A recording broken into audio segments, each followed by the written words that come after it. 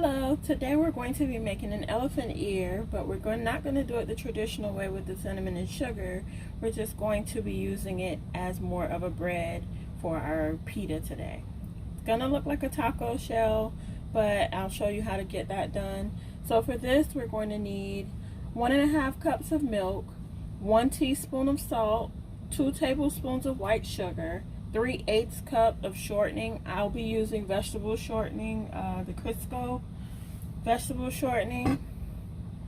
And also you need 4 cups of all-purpose flour and 1 quart of oil for frying. So let's go ahead and we're going to start our process of making the elephant ear. So we're first going to have our stove ready on medium heat. And then we're going to use 1.5 cups of milk. And this is whole milk. It doesn't specify if you need any other kind. If you can use a different milk, you can try it, but I'm using whole milk for this.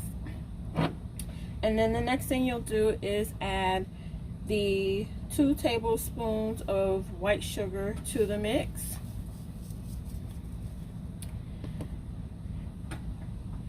And our 3/8 cups of shortening.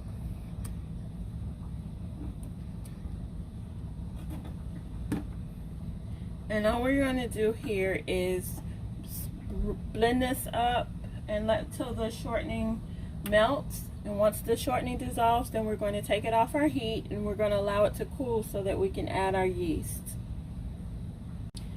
While we're waiting for this to start dissolving, we're also going to go ahead and add our salt, which is 1 teaspoon of salt.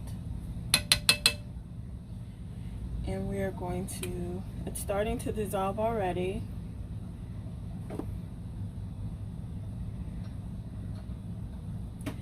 So we can just kind of help it along by just stirring it so it can dissolve fairly quickly here, because our milk needs to be about 110 to 118 degrees Fahrenheit before adding the yeast, because if we add the yeast too soon and it's still hot, then the heat will kill the yeast and your bread won't rise when you go to fry it.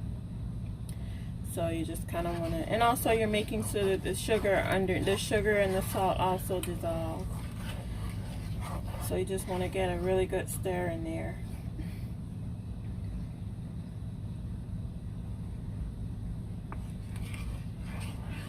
And the sugar does help yeast to activate. I am using the instant rise. So this will cut down some of the waiting time when it comes to letting the bread to rise.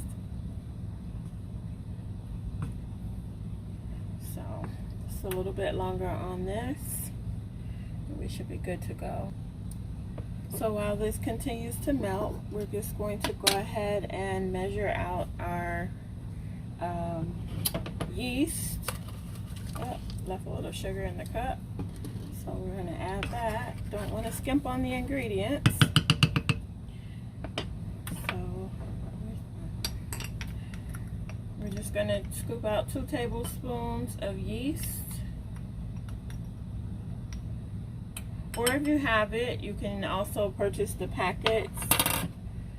But I was baking so much, the jar just seemed to be the better buy for me. And so yeah, this is just about done. I mean, you want to make sure that it's fully dissolved before you take it off the heat. Otherwise, be harder to form when you start making the dough. So you just kind of want to get that to dissolve pretty good there. So now that all of our ingredients are dissolved, we're going to take our thermometer, which I'm using just a typical digital thermometer, and we're going to dip it in the liquid now. I'm going to turn off our heat first. So right now, definitely well over what it needs to be. So we are going to take this off of the heat and let this cool for a bit until we get to about 110 Fahrenheit, and we'll be back. Okay, so now we're at 110. So we're going to take our yeast now, and we're just going to put that inside of our mixture.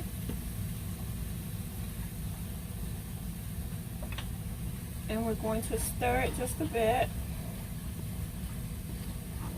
And we're going to let this sit inside of this until it starts to get a foamy texture, foamy look to it. So this will probably take about 5 minutes for the whole thing to start foaming. So we're going to just let that sit for a bit. One thing I want to note is if you don't start to see it to foam, it could be that your mixture was still too hot and the yeast is either no good, or the yeast has the heat has killed the yeast. So you pretty much have to start over after that. But we're gonna let this sit and I'll show you what it's supposed to look like. So it's been about 5 to 6 minutes and our yeast mixture has started to foam. I'm gonna zoom in so you guys can get a clearer picture of what that's supposed to look like. So this is what it's supposed to look like, and then now we can transfer it to our bowl. So you definitely know that this yeast is active and working. So we're going to change over this mixture into our bowl so that we can add our flour to this. And I'm not quite sure how large this bowl is, but the bowl needs to be large enough to hold the liquid and about 4 cups of flour. So you're going to use a fairly decent size. And we want to get all that in there.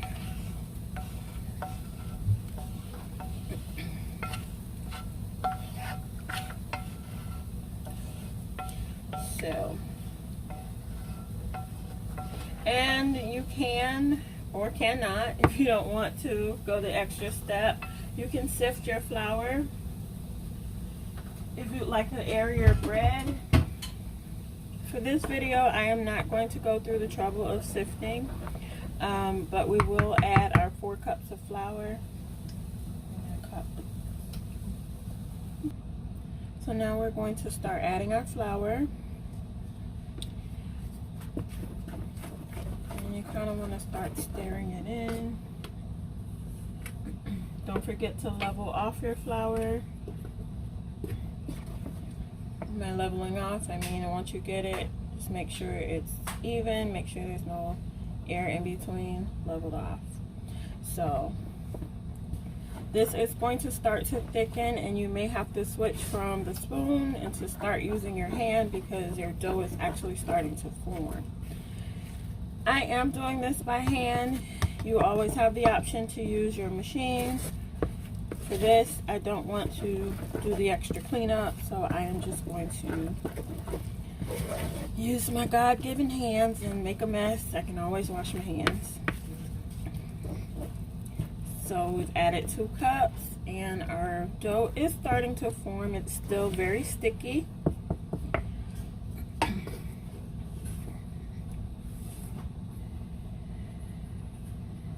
going to add cup number 3 and cup number 4. Oops, just a little bit more. I spilled some.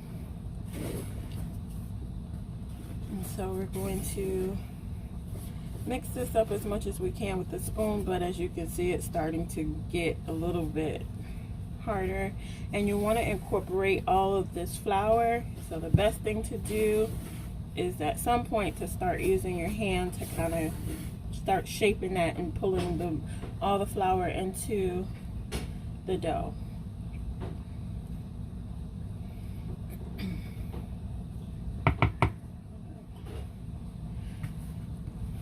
So I like to just kind of push this in and start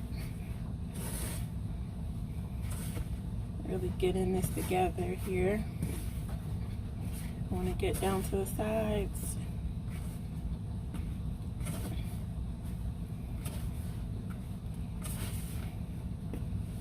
And see all this flour on the side here. I'm going to turn the bowl this way so you can see it.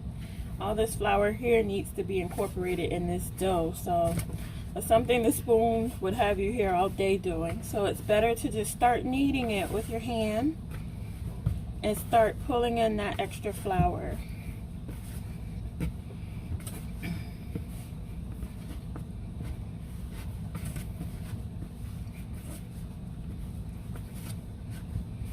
And while I'm doing this, I'm actually flipping the dough. So because some parts are still going to be very sticky, so you want to keep turning the dough and start picking up that dry dough so that the whole dough will form.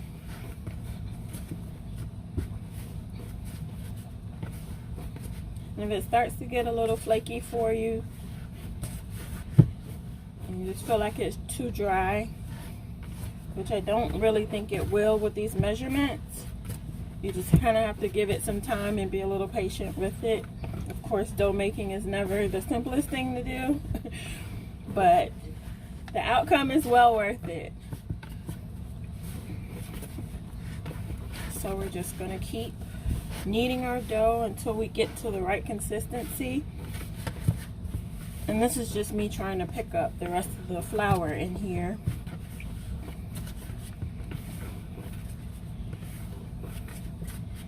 Now if you feel it, like I said, if it's too flaky for you, which you probably, like I said, should not need this, you can add just a little bit of water, but I don't encourage it. Just continue to work your dough until you've worked it all in.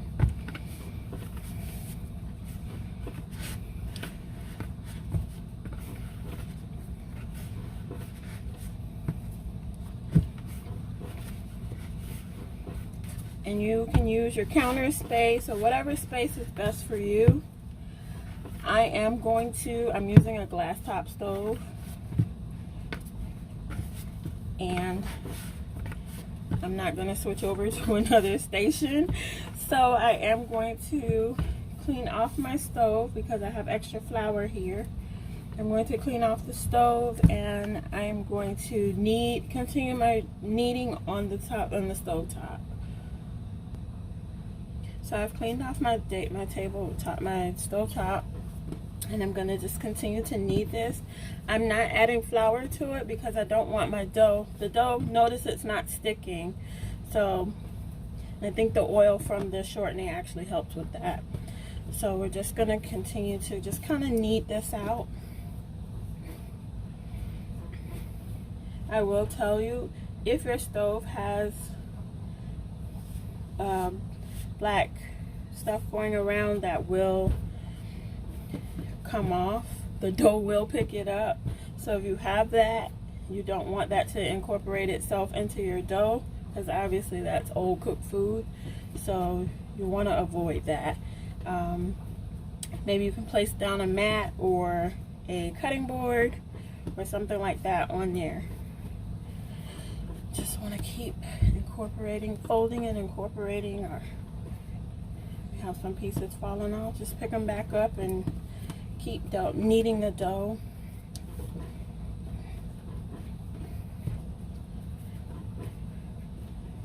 Mind you, we are not baking bread, a standard loaf bread, so this bread will not get 100% to that consistency, but you do want it somewhat smooth.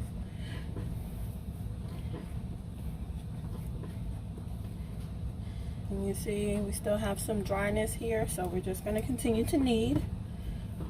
And you may end up kneading for about 10-15 minutes. Don't feel defeated, just keep it moving. I find sometimes that it helps me if I hit the dough and really get it to start shaping up for me, if I just kind of slam it down a little bit.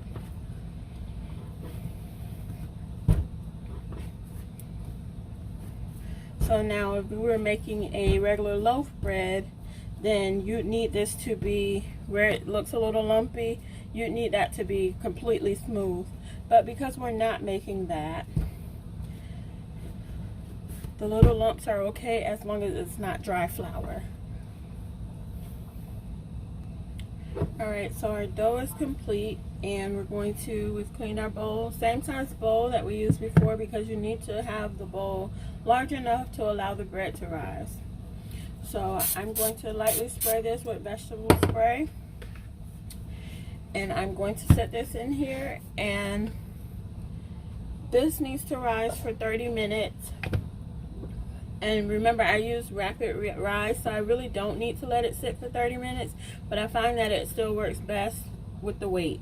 So what I'm going to do, while I was making the dough, I turned the oven on warm and I turned on the oven light. So before I put the dough in, I'm going to turn the oven off, leave the light on to keep some of that warmth, and we're going to cover it. And we're just going to sit it in the oven for 30 minutes, and we'll be back. Alright, so it's been 30 minutes. Our dough has gotten bigger. We don't need it to double in size actually, but notice it did not stick to the bowl. I have transferred, I'm using a silicone mat for this part. I'm just kind of gonna flatten this back down a little bit, and then we're going to make our sections. And it depends on how large you want these to be. I'm feeding a family of 4, so I'm gonna just kind of make these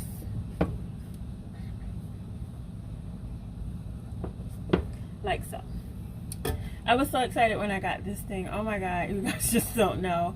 I was in TJ Maxx and I found this, and I always thought it looked cool, so I wanted one and I found it. So anyway, so we're going to take these, and actually I'm just gonna sit these back inside of here. I am not working in a gourmet style kitchen.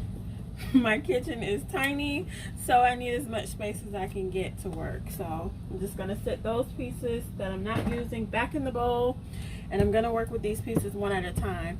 My oil is here warming up while I'm doing this part.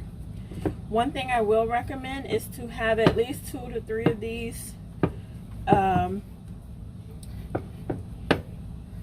folded out before you start frying, because you don't want your oil to burn.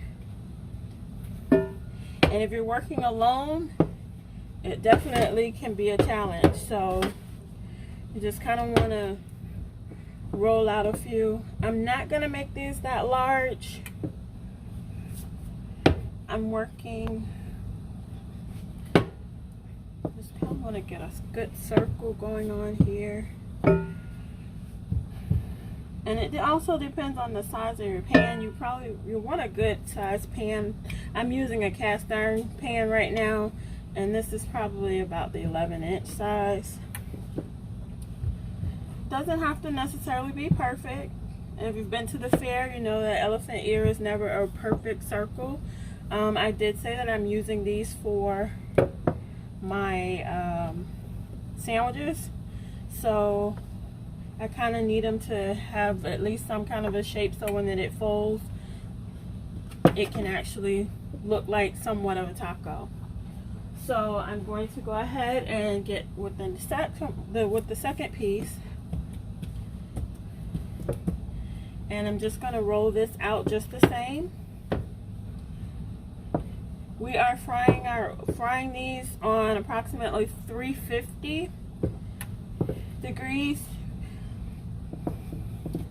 And they will fry up pretty quickly. So one thing I will say is to have your rack, and I would say a large throwaway pan, or a pan the large size pan, to be able to put these into, so that you can drain the oil from them. Just line the pan with paper towel, or like I said, if you have that rack, you can go ahead and put the rack over the pan so that the oil can drip. It's always good to have that rack so that you don't have to put it directly on the paper. Number one, it may stick to the paper towel, or you may lose some of that crunch. And part of the fun of this, making it this way, is having that crunchy outside with that bready inside with all your chicken and vegetables in it. And I'm going to actually assemble one while we're on the video so you guys can see exactly what I'm making for dinner tonight. So I'm going to go check our oil.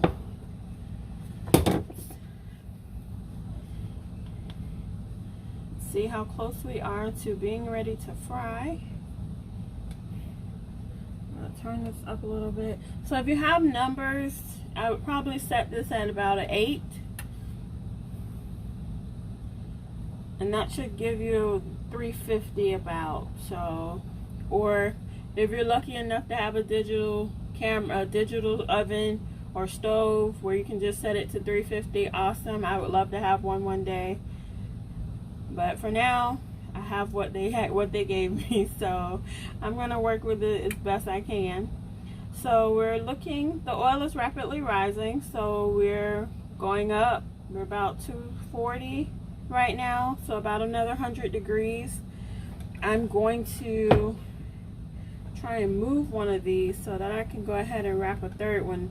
As many of these as you can have ready to go to fry is perfect, because I'm gonna leave this right here. Hopefully it does not stick to that one. Like I said, you don't want, once the oil starts to really get hot, you don't want it to have a chance to start to burn. So you really want to work really fast with this part, the frying part. And I'm actually gonna do one the regular way, as meant for an elephant ear, just to kind of show you what that would be like. But for the most part, I'm going to be folding these into making them into a sandwich style bread.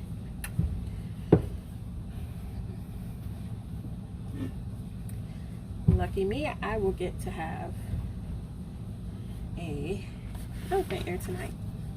Well, I probably won't. These things come out pretty big. So, and you can serve these with fries. Honestly, they do puff up pretty big, and once you get your fillings into it, you probably won't have room for much else besides the one, unless you're feeding you know, someone, a big burly somebody, you know. But as far as, you know, I couldn't handle a full one. I had leftovers. So we're looking at 271. Let's see. I want to start getting this thing to frying really quick. So my oven is a little slow, but my stove top is a little slow. So I'm going to, and again, I am using a cast iron. Cast iron does seem to take a little bit longer than an average pan would, because the whole thing has to heat up. But you can use whatever pan you'd like to use. Maybe the saucepan that I used earlier to make the yeast mixture, you can use that pan, something like that, so that the oil will warm up a lot faster. We're almost at 300 here, so we have 3 of our elephant ears ready to go. And you kind of want to get it thin, because if you leave it thick, you're going to end up with a really bready elephant ear. And unless you like that, I like mine a little thinner with a little bit of crisp, and it's going to puff up as soon as it gets into this oil anyways. So you kind of want to get it a little thinner. Let me see if I can get it closer to you so you can kind of see exactly how thin that is. It's like a sheet of paper, a little bit thicker than paper, but you don't want it too much. You don't want it too thick.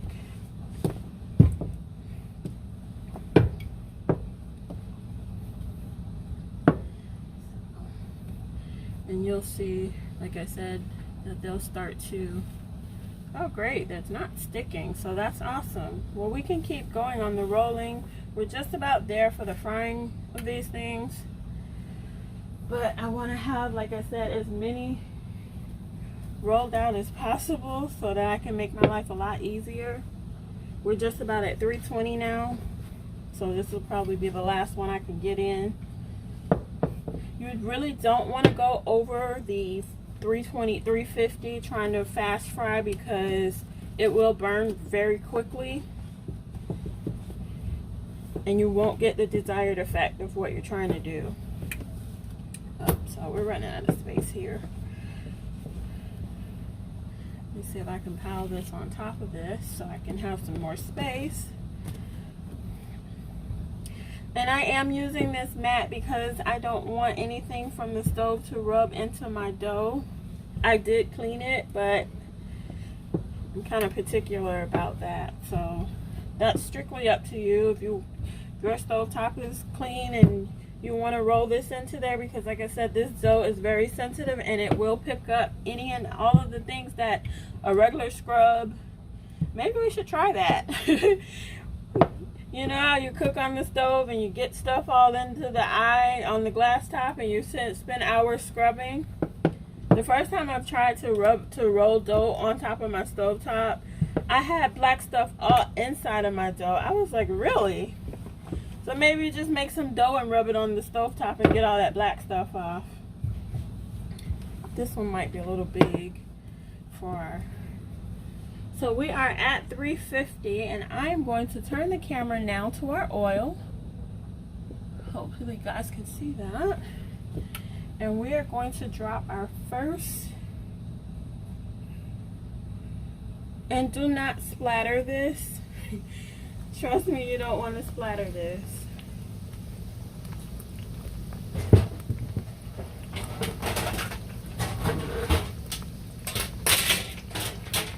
Excuse my noise, I'm getting my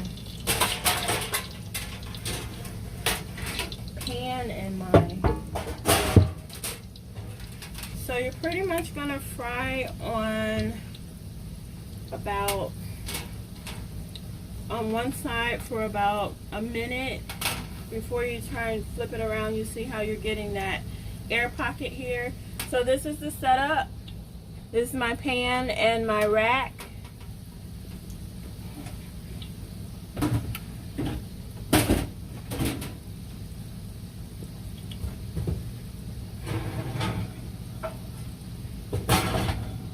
And I also use a fork to help me flip this thing because I don't want to flip oil up. Uh-oh. Okay. Alright. So you see how we have that nice golden brown? Yeah, I just ripped that one. But I'm still going to use it. Trust me, I'm going to use it. Well, this one is, I'm frying it openly. So this will be like a regular elephant ear. What you do after this cools is you would add your cinnamon and sugar, your fruit, whatever you want to add to it. I've done the cinnamon and sugar with powdered sugar. I've done the cinnamon and sugar with fried apples. You can do strawberries. It's strictly up to you what toppings you want to put on there.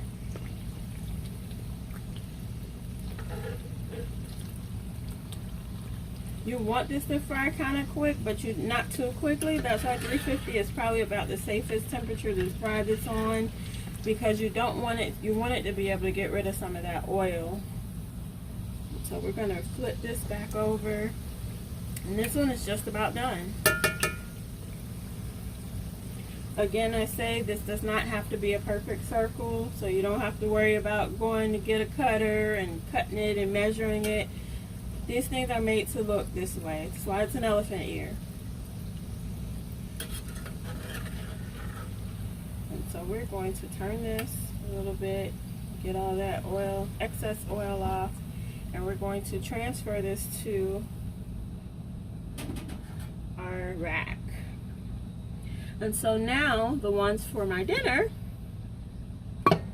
I am going to fry this. Now because I need this to fold, I can't allow this to stay on here this long without folding it. So just to get some kind of a structure, I start to fry it while it's open. and then I flip it.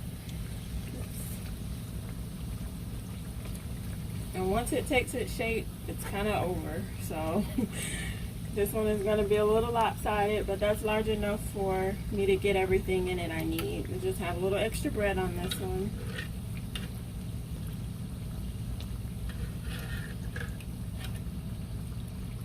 So you kind of want to push down a little bit so that the inside can get cooked more. Don't push too hard because those air pockets, you want those to form. And we're going to go ahead and flip that. Oh, look at that. Nice and brown. Wow, that's a really nice one.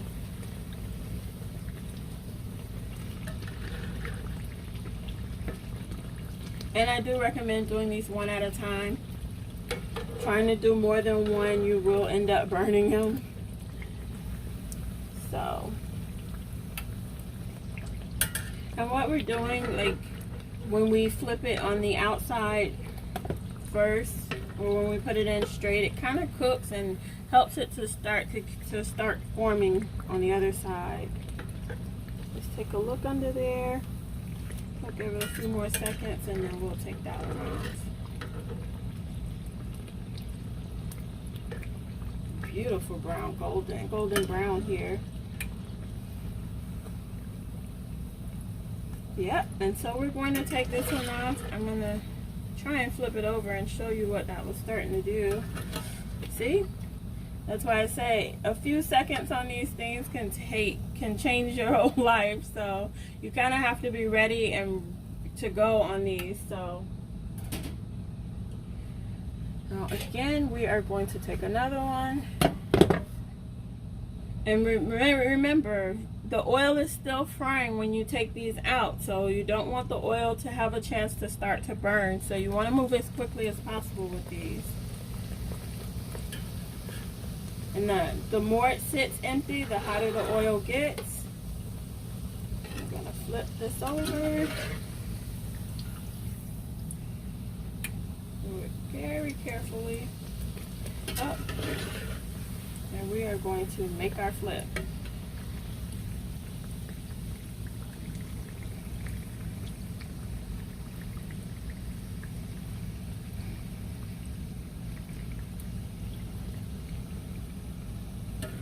And so we're just going to let that side cook a little.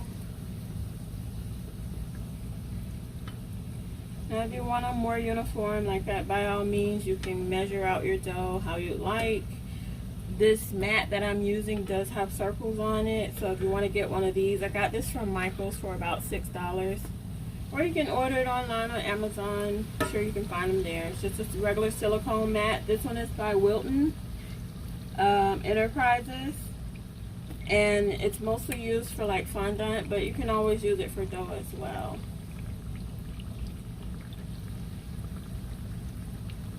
And it works really well. I mean, if the dough is not sticking to it, I haven't had to flour or do anything else to my surface. So we are good here. Wow, this one's going to be, if you can see that, this one is going to be a monster. But yeah, you see, so you have to flip these relatively quickly or they will start to burn. I'm going to take this one out now. It's not burnt, but it was well on its way if I would have left it on a few more seconds. So we're going to take that out.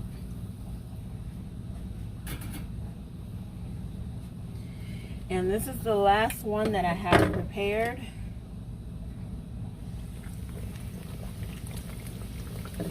So we're gonna, and this one is pretty big, so that's why I'm saying don't make the dough bigger than your pan. My bad. So, and you can just hear that grease popping here. Uh-oh. So you want to do this pretty quickly, otherwise you're going to end up with a fold that you don't want. Okay, here we go. I'm actually going to turn this down because I think my oil has gotten a little bit hotter than 350 because these things are starting to cook way faster than I want them You want them to cook fast, but not too fast, because you don't want them to burn, and you don't want them to you don't want the oil to be too low and the bread starts to soak up the oil. Otherwise you'll bite into a mouthful of grease, and I know you don't want that.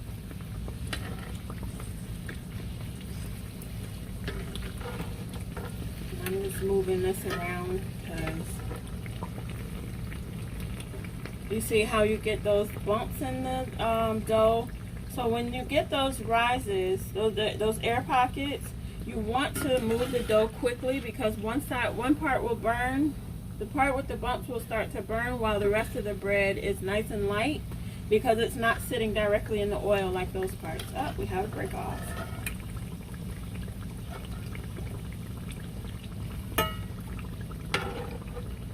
And this is pretty much the perfect coloring. I'm gonna quickly show you the inside of this. The inside is a little lighter, but it definitely is done inside.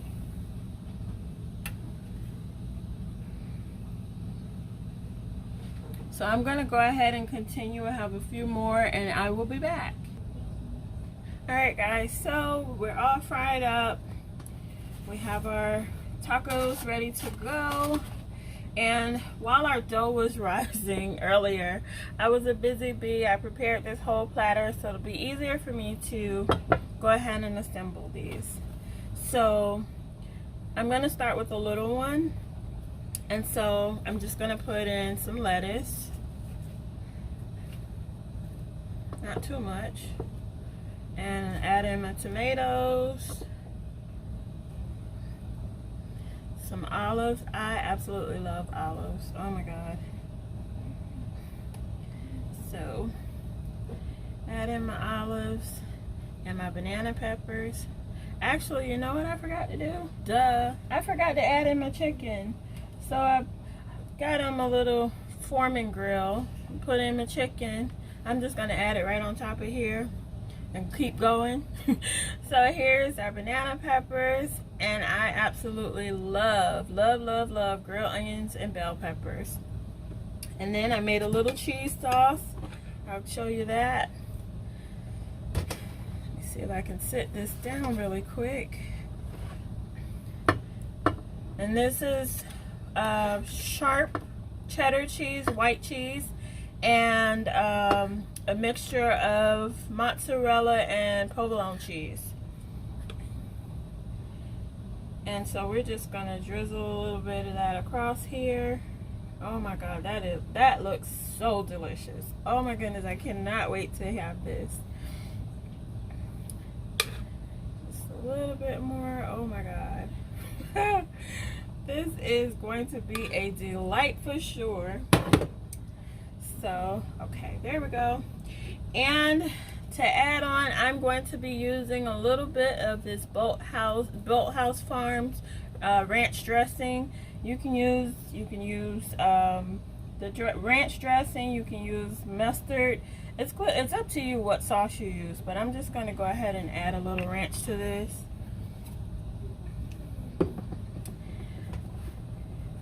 And this is pretty much what our dinner is going to be tonight.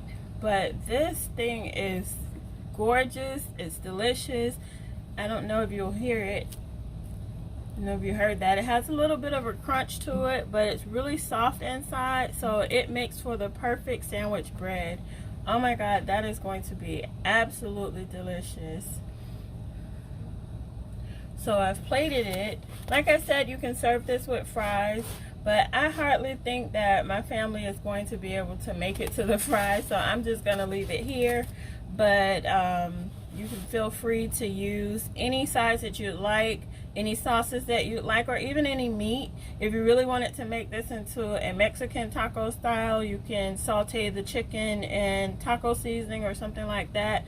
I'm just kind of making it more of like a grilled chicken pita kind of taco tonight. But I hope you guys enjoyed this video. Let me know if you have any questions. Thumbs up or thumbs down. But this is our elephant ear pita taco extravaganza. I hope you guys enjoyed this video. Bye bye for now.